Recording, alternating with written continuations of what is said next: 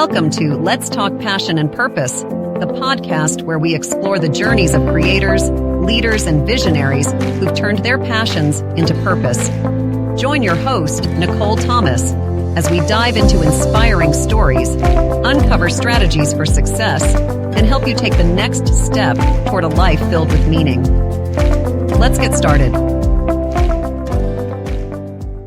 Hey everyone, welcome back to another episode of Let's Talk Passion and Purpose with Nicole Thomas. I'm excited because this evening I'm here with none other than Garry Grant.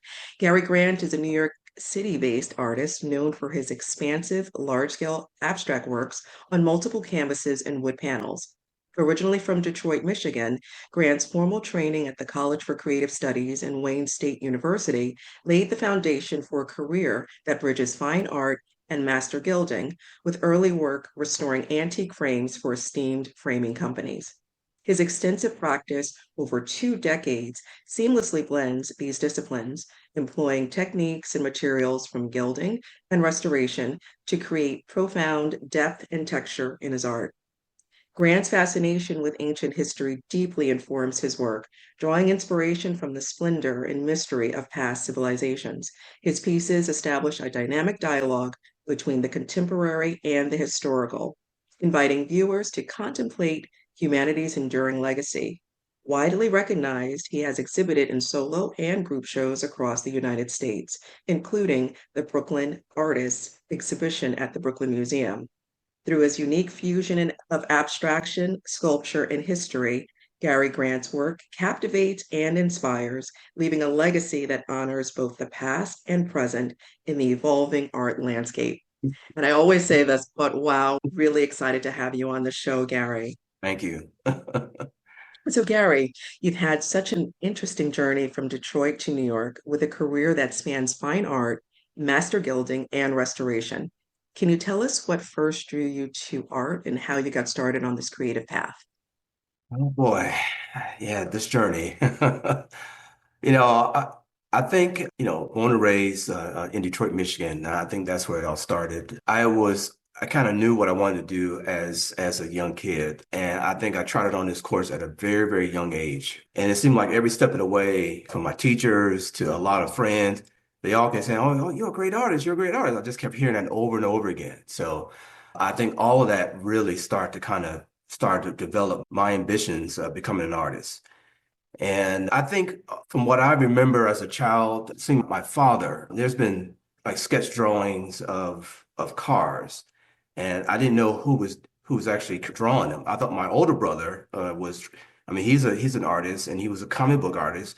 And I remember seeing his sketches of comic book characters, and I always wanted to imitate that. But these cars, I didn't know who was doing these drawings.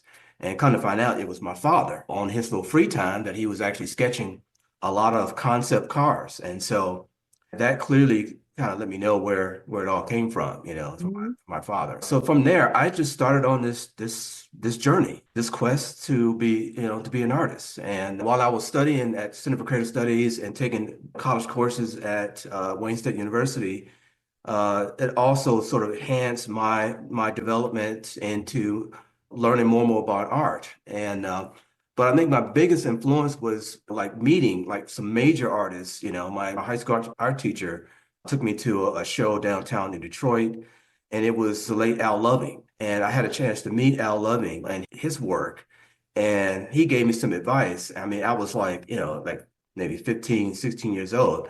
That just sort of opened up the door for me. From there, I just, the journey from Detroit and then planning myself to Atlanta, it was a point where I had to kind of leave Detroit because, again, Detroit was on that decline, and I just, my whole surrounding, everything was just not working right. And I remember telling my mother I think at 19 years old, and I was like coming back from school, I was on a bus going back home, and I was like, something just hit me, and I just went to my mother. I was like, it's time for me to go. And so from there, I decided to get myself out of Detroit, and from there, sort of moved to Atlanta, and that's where it all started.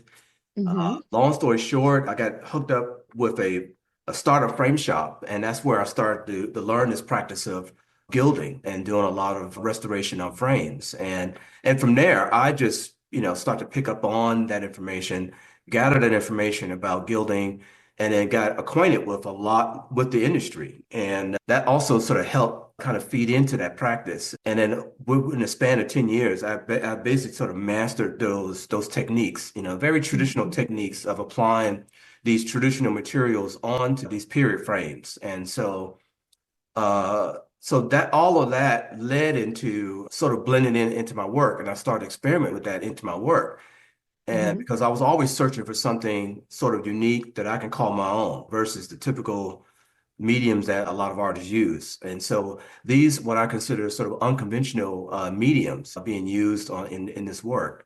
And so from there, that was sort of the ingredients, in Mhm. order to kind of build the type of work that I create and this sort of pathway forward as an artist. And so within Atlanta, I had several, towards the end of my period in Atlanta, up to 2008, I had my own studio. I had Mhm. 4 or 5 galleries showing my work, All and right. and it really just sort of kind of really blossomed.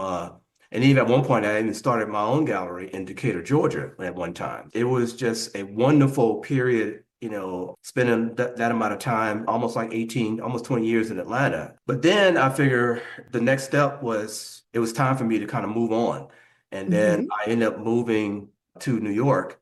And what led me to New York was one of the top frame shops here in New York to do very like at the high level sort of restoration on a lot of historic period frames. And so that was my ticket to come to New York and got situated with that. And basically it opened up a whole new door for me. And I've been involved in, $1 million projects with restoration with this company. They have the, largest collection of period frames that they can pick from. And so a lot of museums from all over the world will come to us and wants to do a replica of like a 17th century period frame. And we can actually go in and we can actually build it and then to make it of a recreation of that period frame. And so those technical skills and that special skill sets, basically it helped enhance my work. That type of discipline that I received from there, all of that contribute to my whole thinking and my whole work ethic of how I practice with my work. So and it all comes out it comes out on all of my work now. So that's kind of like a summary of how my journey as an artist from Detroit all the way to New York. So I tell you, Gary, that's fascinating. And knowing that you started very early, starting from your family and realizing that it was basically your curiosity, mhm. right? That piqued your interest when you were looking at the cars and recognizing that this skill set, this gift was already a part of your family history and then exploring it. I love the fact that you mentioned that you continue to receive, like, it's almost like there were drops of, I don't know, hints that you were moving in the right direction, getting motivation. And then the next steps, having that confirmation saying, no, I'm making this decision, I'm going to move, and then branching off and blossoming.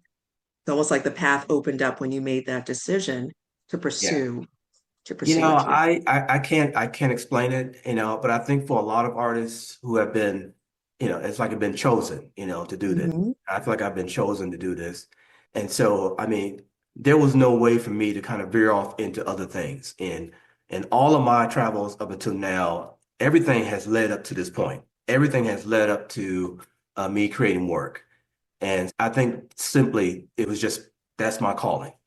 And so with that, being influenced by other major, some of my heroes, particularly a lot of African American abstract artists, had the opportunity to meet some of these artists and became friends with them. And so from that point, it just simply became very, very clear that it was simply important for me to kind of fall in line with those guys and go on the same path because it's just, their ideas and their visions is basically the same thing that I'm doing. And so it just simply made it very clear for me that this is my destination to Wow. to do this. So That's beautiful. That's beautiful. So you found a tribe as well to support your vision and yes. your purpose.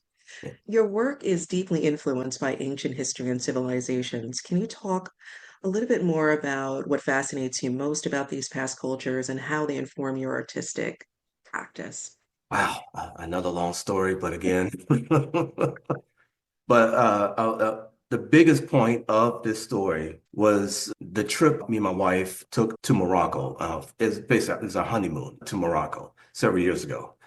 Um, I don't know what happened, after that whole experience of traveling to Marrakesh and to Essaouira, if I'm pronouncing it correctly, is another city 2.5 hours west of Marrakesh. We spent some time there and spent most of the time in Marrakesh and then also Casablanca as well. So I think, and I tell this story to a lot of my friends, any artist who's very creative, you have to be prepared. I was not prepared at all to get hit with so much information out of that experience in Morocco. And so what it did for me was it really just it kind of puts me into the past and start to see all of the stuff that was all there. And that amount of enormous sort of information that I received, it was just simply overwhelming. It was so overwhelming that I think about a couple of years after that whole experience, my whole trajectory of my work is it totally changed. And so really coming out of that whole experience, being influenced by the culture and just the whole nature of walking around in the old city in Marrakesh. And it's fascinating to me where you have sort of the modernized city outside the old city, but it's like you walk in the walls and Mhm. it's the old city that's still well preserved in Marrakesh. And that to me it was just absolutely amazing being able to kind of go back in time and kind of see how people used to live and how they function. And it's still there today. And that was the biggest sort of influence in me and rethinking my sort of artistic practice and being able to kind of take this new information now and sort of merge this information with my abstract sort of thinking. And Mhm. and so coming out of that whole experience came some experimentations with some works I had on handmade paper. It was just an attempt to experiment with this new vision, this new ideas. And it went from that type of experimentation on paper, and then it led into applying a lot of wood components into this paper. And then from there, I started to kind of blossom with this and then go upscale with this, and then start to experiment with this new medium that I sort of developed. And then it basically brought me back into producing works on wood. And so now it's just like adding now the wood components on top of wood that sort of created this new vision and this new group of body of work that I've been producing over the past 4 or 5 years. So, but then also with the historical history of Morocco, basically it was like a Pandora box being opened and understanding a lot of the historical evidence that's been present basically throughout the entire continent of Africa. And then from there, basically, it was just, that was just my expansion of the playground now. And Mhm. so from there, I started on this journey to start to understand and start to dig in and do research and start to kind of bring out some of these old civilizations, old monuments, a lot of stuff that a lot of people have built and created, Mhm. a lot of people don't know about. And so I want to make that my point to incorporate that into the work for the sake of preserving some of this information. Mhm. And so now this has been my journey now of joining these stories, these untold stories, into my work and really sort of bring out a new light with this work. So that's my vision now. And I think now it's just, I mean, I'm only getting started. I mean, this is just the tip of the iceberg. I think Morocco just simply opened the door now. And moving forward, there's going to be a tremendous amount of new work and new ideas, and some of this historical information being brought to light. So, That's beautiful. Just the fact that you said that you're shedding new light on the untold stories and the research you're doing, it's almost like an excavation. You're becoming this archaeologist and revisiting civilizations. Very, very good point. I'm still now trying to understand what I'm doing. And it is blurring the lines between, the excavation, scientific, and then the research and as an artist and then as an abstract artist, but then also part scientist in a certain way, because I kind of treat all this as experimentations, being able to kind of sort of meld all this together in forming this type of narrative and the type of narrative with this work. So and it is such a tightly components with these. It is the only path forward for me to really bring out every single piece that I do now with a story behind each and every piece. So um, and so I think that's just whatever is happening with me, this is the approach now. Every single Mhm. piece I've done is all unique and different and has its own story and own path. So I That's had really fascinating. I had a couple of people now, they just come to me. It's like, man, what who are you? Where are you from outer space? Are you from? He's like, where is this coming from? It's like, is it ancestors is talking to you? I said, maybe. So whatever's happening, is just this kinetic power or whatever you want to call it. It's in me, and it's allowing me to kind of go back in time now. I think go back in time, pull some of this information out, and bring it to light, and create some art with this. I So can see that. I fascinating. can see that. I can see the connection. I've seen your artwork. I went to an open studio one point in Harlem, and your work is not only fascinating, but it's innovative, but it ties history. And I appreciate the fact that you do the research and it shows up in your work. Can you tell me a little bit about your one of your latest pieces? I was quite fascinated. It is large scale. It is expansive. How do you get to this large scale? I mean, piece with wood, and then you go in with so much detail. Can you tell us more? You know, I don't know. I I guess I can't. I'm still to this day still trying to understand and trying to kind of put all it together, because all of this work, it is it's not by illustrations or any sketches. I mean, it is just pure imagination. It is just simply coming out of my mind. It's in my head. It's the visions that I get. And it's a sort of constant visions that I'm getting. And it's just like, once I start to get these type of visions of the work, it's like it's already in my head. It's a matter of getting it out and creating it. And that's what happened every single time now, creating this work. So it's like I know how it starts and I know how it's going to end. And I know the title for each piece. Sometimes the titles come way before the piece is even created. So, I mean, it is such a random sort of process. But then each and every process of this, again, no illustrations, no drawings. It's just the panels in front of me, and I just simply start to build it and create it one piece at a time. So, And I was going to ask you, but that's good. That is fascinating. That's very unique yeah. because you have the vision, and then you move into creating this vision without a sketch or mold, and you just begin executing. Can you tell us more about what that looks like? You just mentioned you gave us a hint. You have the panels, but can you take us through what do those steps look like when you're downloading this? You have the vision, and then the downloads come. It's again very sort of complicated, because I'm not using like traditional materials. And then now I just simply, because of what's been happening now, it's almost like I've moved away from traditional materials now, and basically just it's like the wood assembly has is my new medium now. And so it's just now of simply taking the paintbrush, taking the paint now and replacing it with simply wood objects and then start assembling it.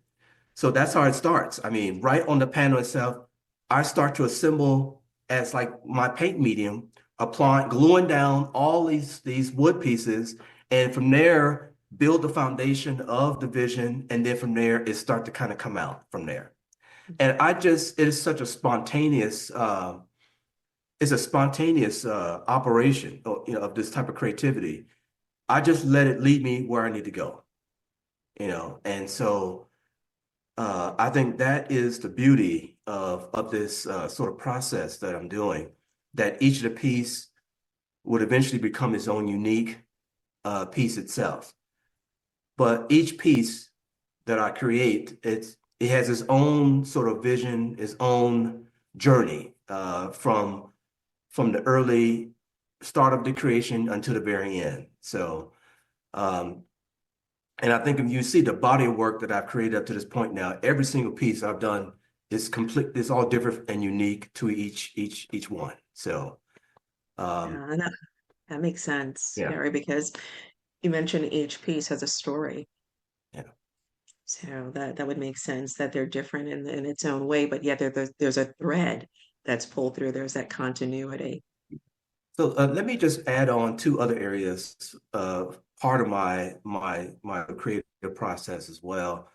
You know, not only with the story of Morocco and the history, but then again, it's the whole history of Africa and dealing with, African Americans and how we got here.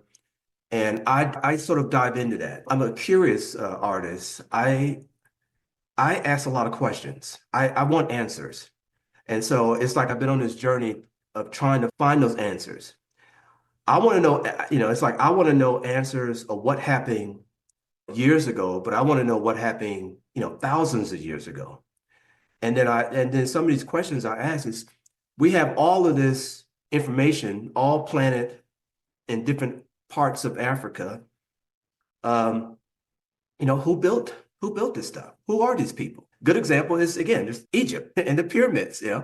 And it's funny now. There's an exhibition happening at the Metropolitan Museum regarding the flight path to Egypt, and I'm just looking at the artists all listed there, and it is just a long journey, and again, a long journey on this path of discovering, and I feel like I'm on that same path, not only as an artist, but then a host of other artists, from musicians that I've been influenced with, along with other artists that I've been influenced with. I think we've all been on this path of trying to understand and trying to learn of our past and ancestors and what they have left behind. And so that to me is important, in terms of really tapping in to this creativity. And it's a powerful creativity that a lot of artists that we all share. So I just want to kind of make that important point because it is still happening today. Thank you for sharing that point. It's critical.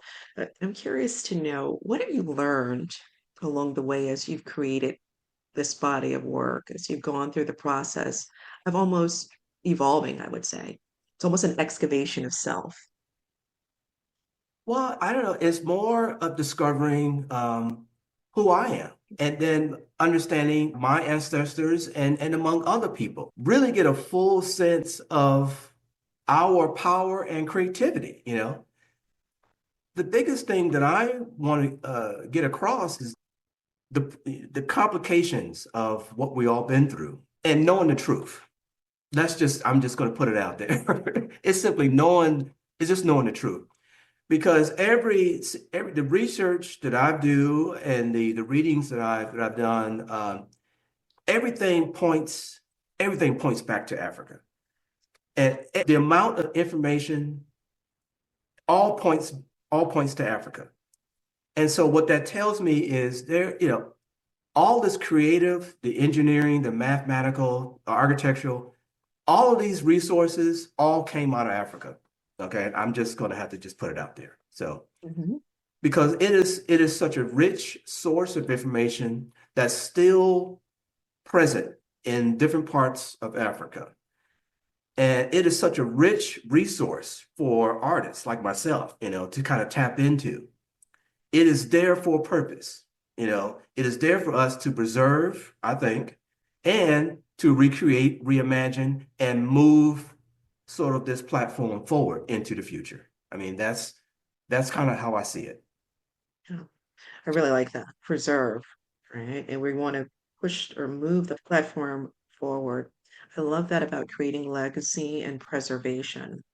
That's really important. What advice do you have for artists just getting started and they're trying to find their unique voice and maybe want to delve in or tap into those resources? Where can you start? Oh How boy. can they begin? What I would tell artists that are coming up, first off, it's just hard work. It is it is sheer hard work. And you have to be dedicated and you have to sacrifice a whole lot in order to do it. And so you have to be prepared, especially if you come here in New York. I call it the sea of millions of artists. You're in a sea of millions. And so you have got to be a part of that sea of artists all together now. And you have to kind of find your own voice. Okay. And that's what a collector has told me, he's like, you have found your voice. And I think that's sort of the lesson that I would tell artists is you have to spend tremendous amount of time developing your craft, your technique, your vision, your voice. Because once you discover that, you discover your voice, you start creating these pieces that is your voice, then other people will start to pick up on that. And then you'll start to hear it. Once you start hearing it, then you know you're on the right path. And then from there, it leads into the opportunity to get above that sea of millions of other artists. And then you become a very, different, unique, and on a whole new level now where people start to pay attention to you. And it's not easy because you have so many different styles and you have to find your way to kind of create your own style that is unique to you. And again, it's very difficult because you have all kinds of styles of artists in their work. And yeah, there are some similarities as well along the way. But in the end, once you create something that is yours, that is your voice, And that's what I would tell artists to kind of focus on more than anything else.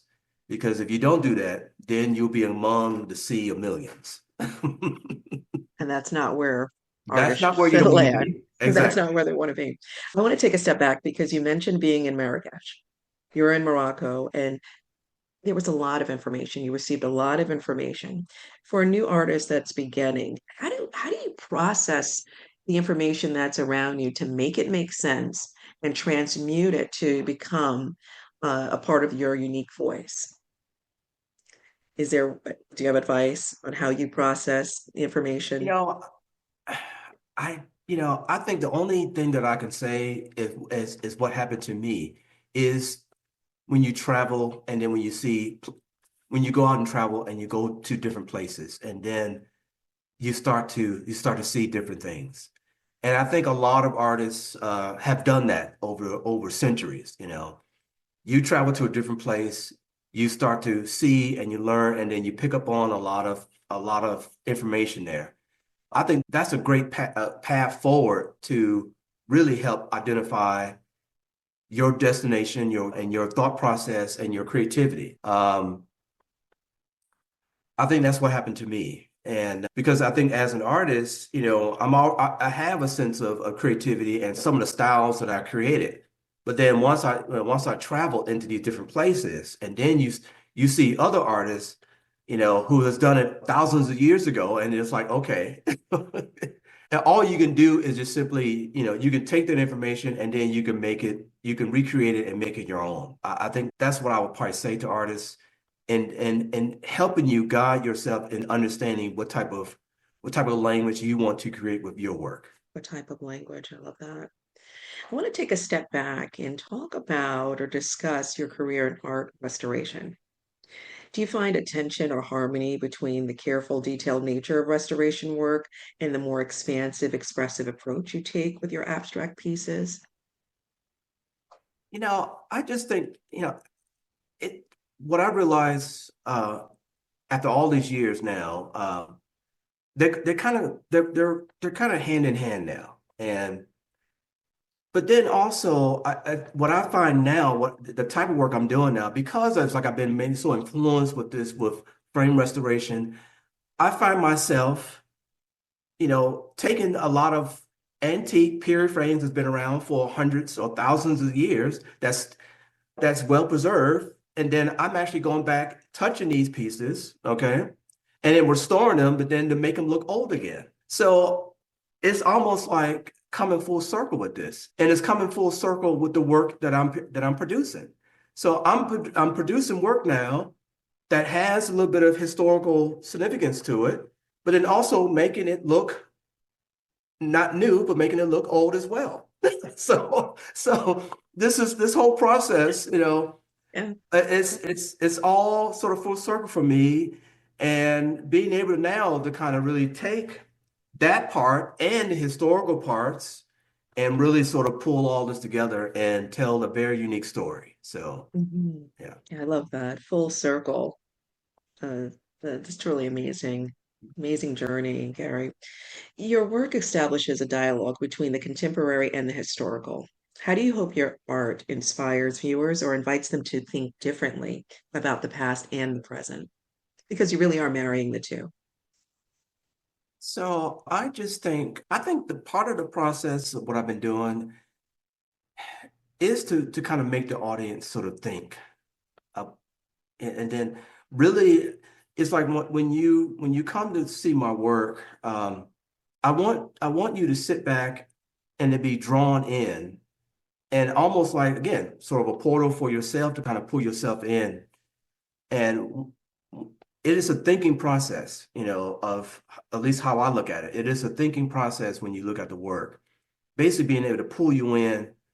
And then once you be introduced to the title, then it starts to really sort of put the pieces together. And then you see sort of the formation of the art and what it stands for. So that to me is important, to really, and it's not easy sort of creating this type of work, at least I consider on an abstract level, because a lot of people don't understand about abstraction. I'm taking elements from, again, from our ancestors from the past, more mathematical, more architectural, these type of elements, these geometric, repetitive elements that I include in my work. It's showcasing the past, present, and future.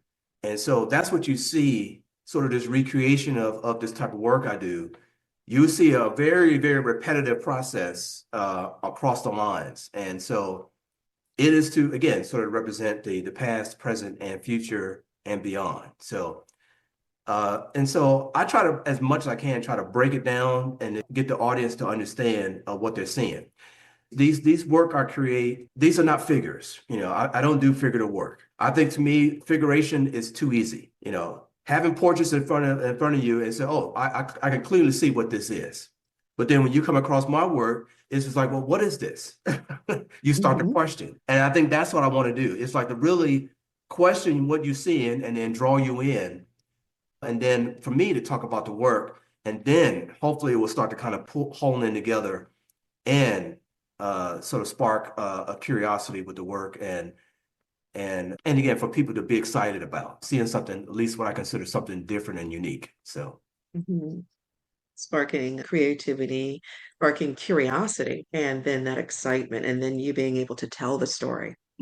yeah, It's wonderful. yeah. Gary, you have a specific philosophy on art. So I want to make sure that you're able to share your philosophy so that when everyone sees your work, they know your philosophy. Can you tell us a little bit more? Wow, my philosophy. Oh,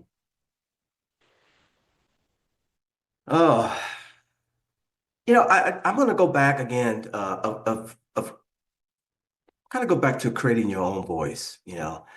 When I look at some of the artists that I've been influenced by, Sam Gilliam, Ed Clark, Al Loving, Jack Whitten, and among others. But the one that really, all of these are all my personal favorites, but one particularly is Jack Whitten. I think his level of attention, his intense his work ethic, that's what I strive for.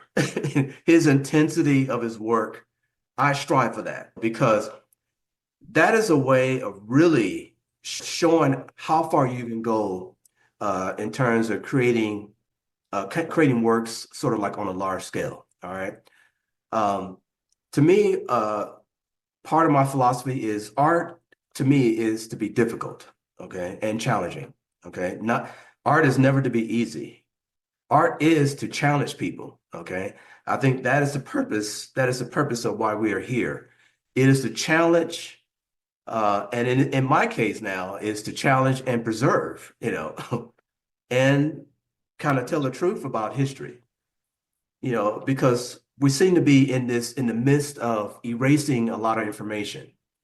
And so I think it's up to artists like myself and others to kind of forge ahead and preserve some of this information, preserve our art and preserve the truth. So I think that's all part, sort of components of my philosophy of some of the work I've done up to this point and how this is going to chart myself into the future, producing more this type of work as well. That's amazing. Thank you so much for sharing your philosophy. I love the idea of preservation. It's important. And then challenging. Art is to challenge people. I want to take a step back because you mentioned the work ethic. Is it of Jack? Like Jack Whitten. Jack, Yeah, Jack Whitten. Yes. Yeah. Jack Whitney. And you admire his work ethic and the intensity of the work. Can you tell us a little bit more about the work ethic and intensity? How does that show up? What does that look like?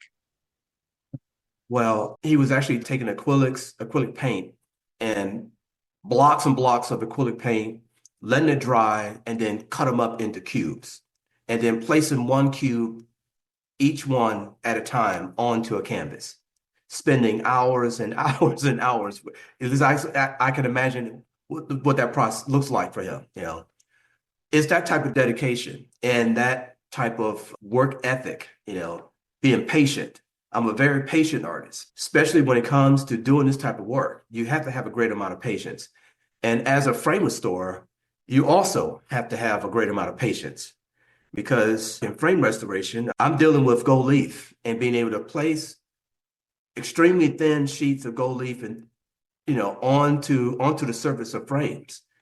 And so it is such a delicate, very, very delicate process because any type of wind that blows by and you have the gold and you're on the tip being able to place it down onto some water, the wind can easily take the gold and just destroy it or simply let it float up in the air and go away. So it is that type of, again, this vigorous conditioning that I've received doing this over and over again, that simply sort of spoiled all, moved all into my work. And that is the approach that I take on all of my work. It is the patience, it is the extreme technical, precise precisions, spending thousands of hours using these materials, building it up, and then creating it into something big, something fantastic. And so I think that's what it takes. I think that's what it takes as an artist to really, to be successful in what you're doing as an artist. Mhm. Thank you for sharing. I believe that it does take dedication and patience. Patience, lots Patience and is lots of key. patience. Yes. Lots of patience. And as an artist who's been part of the evolving art landscape for over 2 decades, how do you see your own work evolving? And what excites you about the future of your art? Wow. Okay. So, as I'm still trying to process this particular style that I created now, clearly I see the path now of moving forward, not only producing large scale works of art, but actually now moving into doing sculpture. I can see myself down the road doing large, extremely large works, large, complicated works of sculpture, and then more public art, because it gives me an opportunity to expand, chart a new territory for me. I have the skill sets and I already have what it takes to kind of scale up. So I know these opportunities are around the corner and it's basically kind of be prepared, kind of go and do it. So I've been preparing myself, particularly with the work that I created up to this point, and really, again, to push yourself to kind of really get into those technical areas to kind of, and being able to kind of learn. And then from there, being able to kind of scale up on the scale that the possibilities will be endless. So I can only imagine if any opportunities comes my way with unlimited amount of funding, then the Funding is sky's important. the limit. The sky's the limit. I So can that imagine. is my future, sort of looking forward to it. And what better way to kind of do all that here in this city of New York. So Mhm. That's wonderful. That's absolutely wonderful. And I'm looking forward to seeing more of your work on a larger scale. I mean, your work is already in a large scale, so I can only imagine the new heights you'll reach, and then also looking into sculpture. So that's going to be very different. We've covered a lot of ground. Is there anything else that you would like to share with our audience on moving into purpose, pursuing passion, and even emerging artists? oh, oh boy. Let's see here. I think I may have tapped onto this before. And again, I'm just trying to kind of go with what has happened to me. I think for any artist, you're finding your own voice and you're finding your own journey. Is to take the time Mhm. again, maybe to take the time to kind of research other artists that you have influenced and learn about those artists. I think what I've done is not only by studying the artist's works and then studying the artists as well, but also with Google and YouTube, you can see these videos of these artists. You can see them talking or they're in their studio. You can talk and you can hear their practice. You can understand what they're going through, what they're contemplating on. I think all of that is just it's just pure inspiration for me. And being able to kind of really sort of hone in on my voice and what I represent with my work and being able to kind of talk about it. It took me some time, particularly with this new round of work, to really sit down and just sort of kind of write it all out and try to understand what's happening. So that's like maybe another advice I would give to artists, especially when you at a point where you have your voice and your work, and you want to write all this down because all this become repetitive along the way for being part of a gallery, and it's going to be that whole story being told forward. So it was good to me, I think, having your notes ready to go, having everything prepared, and then you could just sort of turn it over to a gallery or whoever wants to represent you, and then help them sort of chart the story for you and kind of tell the story of your work. So Thank you for the additional advice. I truly believe in writing things down. So I think it's important, yeah. very important. Where can we find you? What social media platforms, website? I have a website and it's www.garrygrantstudio.com. And that's Gary with two R's. I just have to say thank you for being on the show. You've shared so much information, and every time I see your work, I'm always impressed. I'm always curious. So your goal is getting across. So I just want to say thank you again. Thank you very much for this. You're welcome. Thank you for joining Let's Talk Passion and Purpose. I hope you're leaving inspired and ready to elevate your journey. Remember to subscribe, rate, and share if you enjoyed today's episode. Stay connected, follow your passion, live purposefully, and we'll see you next time.